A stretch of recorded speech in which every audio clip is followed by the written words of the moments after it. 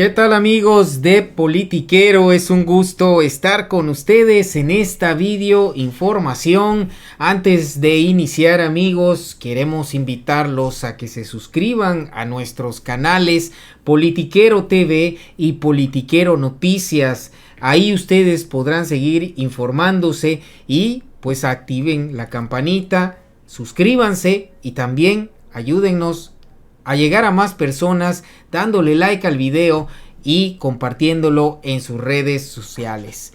Amigos, fíjense que Morena quebró completamente. Aquí dice la Catrina al PRI. No amigos, quebró por completo a la oposición.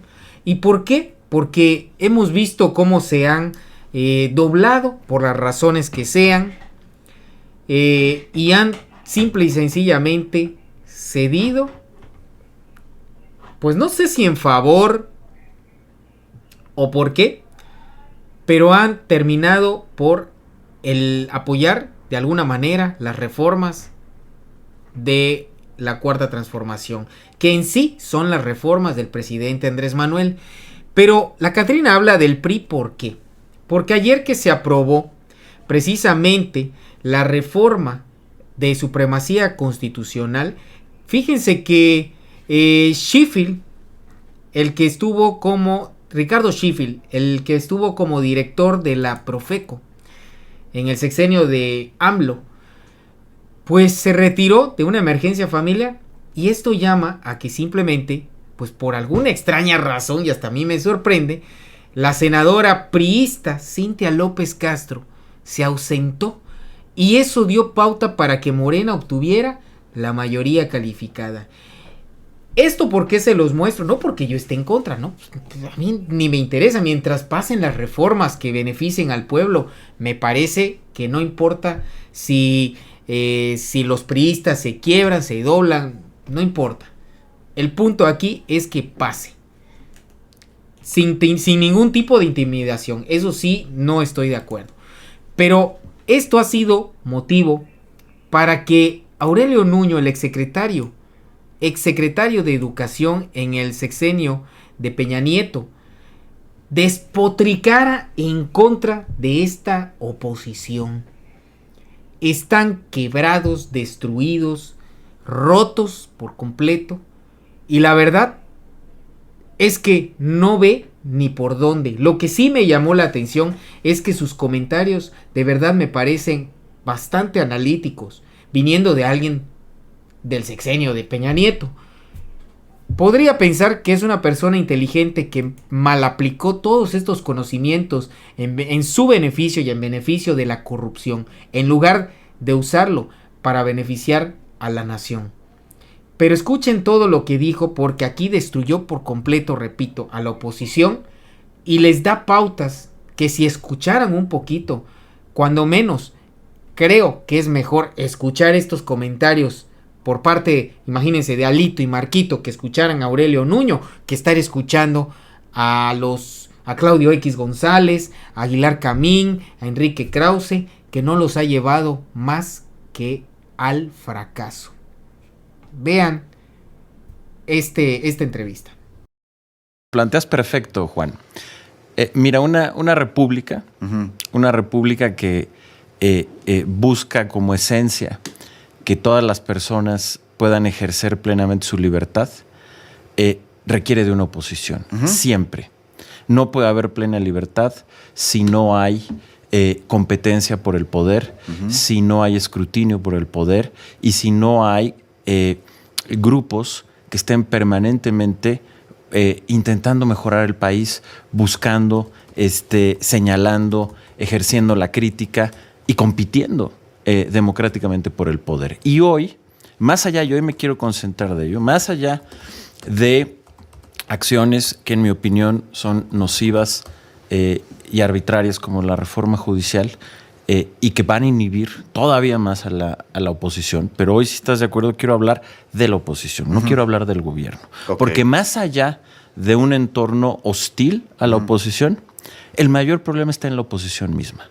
Hoy tenemos una oposición, lo hemos platicado aquí, lo he escrito, es una oposición que en primer lugar no tiene... Proyecto de nación. Hoy la oposición no tiene una sola idea que pueda proyectar un proyecto alternativo de nación al de Morena. Y esa tendría que ser la primera obligación. ¿En qué cree la oposición? ¿Cuál es su filosofía? Oye, tú formas parte de ella. ¿En qué cree la oposición? ¿Cuál es su filosofía? La oposición que hoy tiene control de los partidos de oposición, particularmente de los partidos tradicionales, del PRI, mi partido, y del PAN, no tiene idea. De plano. No tiene idea y no están preocupados por ello. ¿Qué les preocupará?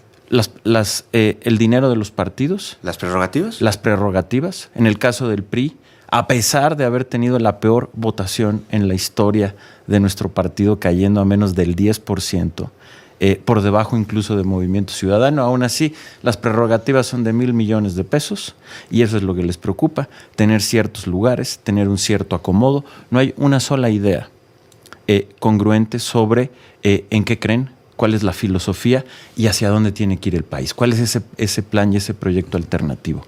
Segundo, están totalmente alejados de la realidad de las mexicanas y de los mexicanos, de sus necesidades. No están caminando junto con ellos, no están escuchándolos, no están tomando sus batallas, no están también construyendo junto con ellos ese plan alternativo de nación, Juan. Y así es imposible poder construir una alternativa frente a la fuerza que tiene Morena. Y me parece que dirías que no han percibido el hecho de que son oposición por mandato popular y siguen portándose de la misma manera que los han hecho perder elecciones. Sin duda. Okay. Y no han cambiado, ¿no? Mira, el ejemplo de la reforma judicial me parece que es el mejor ejemplo para aterrizar esto que te estoy diciendo y no parezca tan abstracto. A ver.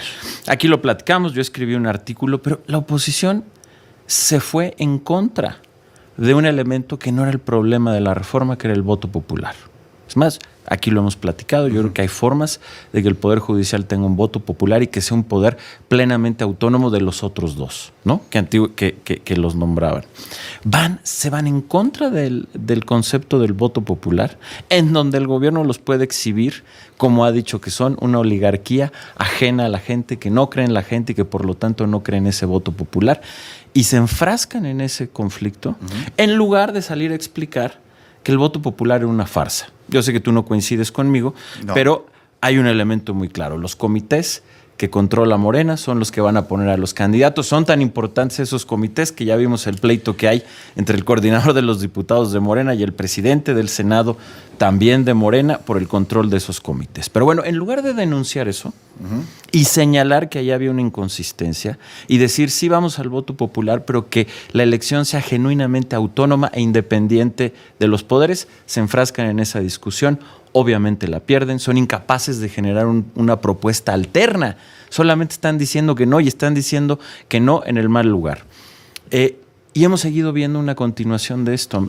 Es un tema un poco más anecdótico, pero tú lo estabas platicando hace un momento. El tema de cómo se plantea en la Universidad de Harvard, ¿sí?, donde yo fui profesor invitado durante 4 años, este tema. Pues una vez más, el enorme problema de cómo la oposición ve las cosas. En lugar de ir al grano y presentar lo que es, en mi opinión, un problema y una toma del Poder Judicial, se van sobre elementos que lo único que hacen es reforzar la narrativa de Morena porque no tienen alternativa. La presidenta, con grandes reflejos, ¿sí?, salió a decir, oigan, primero no se metan con el país, y en lugar de estar haciendo una defensa del statu quo, es decir, de lo que existe, pues mejor hagamos un análisis de por qué estamos planteando una reforma. Claro, y ahí es donde otra vez ver cómo funciona el Poder Judicial. Y es ahí donde la oposición se vuelve a equivocar. Porque no se trata de defender al Poder Judicial tal cual está. Sin duda necesita una reforma. Tú dime a quién, digamos, particularmente a los mexicanos más marginados, a las mexicanas y a los mexicanos más marginados, ¿en qué momento el Poder Judicial les ha hecho justicia? Pues a muy pocos. Así es. Tú no puedes tener un Poder Judicial de esa manera. Se requiere reformar. El problema es que la reforma que está planteando el gobierno y que ya está ejecutando, en mi opinión, es todavía más nociva. porque Morena va a tomar control del Poder Judicial y entonces el resultado va a ser todavía peor del que tenemos hoy. Pero la oposición, en lugar de concentrarse en eso y dar una propuesta alternativa y decir, sí, esto tiene que cambiar, necesitamos una reforma y aquí está mi propuesta, se enganchan en parecer que quieren defender lo que no funciona. Y encima con malos argumentos que además de manera muy fácil Morena los convierte o los hace ver como argumentos sin sentido, elitistas, alejados de la gente, de sus preocupaciones y de sus causas. Pues es que por algo los hacen ver así, porque son así, como decían en mi casa, si camina como pato, si hace como pato, y si parece pato, pues es pato. Sin duda. Y por eso creo, Juan, que quienes estamos en la oposición, para los siguientes años tenemos la responsabilidad cívica y republicana con nuestro país de hacer una refundación de la oposición. ¿Lo ves posible desde los partidos tradicionales, Aurelio? Tiene que haber una refundación total en donde yo creo que ya no hay cabida para los partidos tradicionales. Pues es que ellos ya no se dio ahí en tu partido, en el PRI, pues bueno, ya vimos lo que sucedió, que lo hemos hablado aquí. Sí, ¿Quién queda como partido? ¿Movimiento Ciudadano? Pues vamos a ver qué hacen. Pero me parece que todos, incluyendo Movimiento Ciudadano, que es, digamos, el que ha tenido un poco más reflejos y frescura, aún así, como está, no va a ser un proyecto alternativo de poder. Tampoco han sido capaces de presentar un proyecto alternativo de nación. Parece luego que Movimiento Ciudadano está en veda, ¿no? Postelectoral. Absolutamente. O sea, nada más funciona cuando hay elecciones. Absolutamente. Tiene que, o sea, la participación va más allá de las elecciones. Y un proyecto de oposición serio tiene que ir más allá de los eslogans. Tiene que ir más allá de canciones. Tiene que tener un proyecto profundo. Sí. Que ese, una vez más, yo no coincido en gran parte de él, pero nadie puede negar que desde el presidente López Obrador hubo un planteamiento claro de hacia dónde quería llevar el país. Y eso es algo que la oposición no ha podido construir ahora. Y te lo voy a decir. ¿Que no lo lee? Yo sé que mucha gente no está de acuerdo, pero por ejemplo, en el gobierno del presidente Peña había un planteamiento claro de hacia dónde queríamos llevar el país. Pues ahí están las reformas.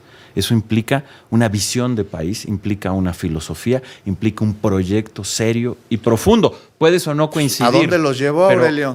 No, perder la elección del 2018 estrepitosamente. Puedes estar de acuerdo o no, pero había un proyecto.